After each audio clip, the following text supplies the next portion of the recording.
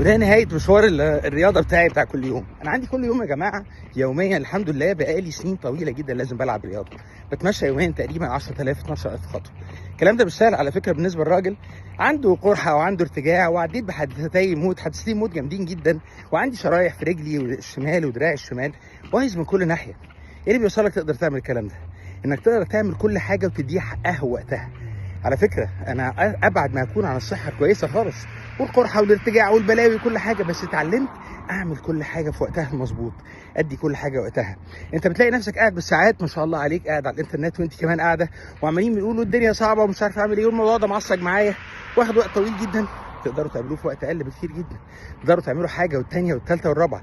بندور على ناس بنسميهم كده مالتي تاسكينج، مالتي فوكس، عشان يكون عندك كده زي كده 58 سنه يكون عندك 1000 حكايه تحكيها لناس كتيره جدا، وتوصل لها وانت نجم نجوم وانت مكسره الدنيا وكل حاجه. وليه نستنى بقى لغايه السن ده؟ ممكن تعملوها النهارده من سن صغير جدا.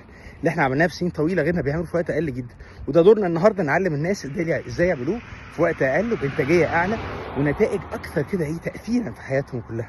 اللي عايز يبدا معانا من النهارده ان شاء الله. انجح اكتر. هم 12 خطوه لكل رحله، 5 رحلات، وكل رحله ممكن تغير حياتك لو اخدتها بجديه وبذمه واراده حقيقيه. عايز اغير حياتي هتعملها ان شاء الله. ابدا النهارده وانجح اكتر.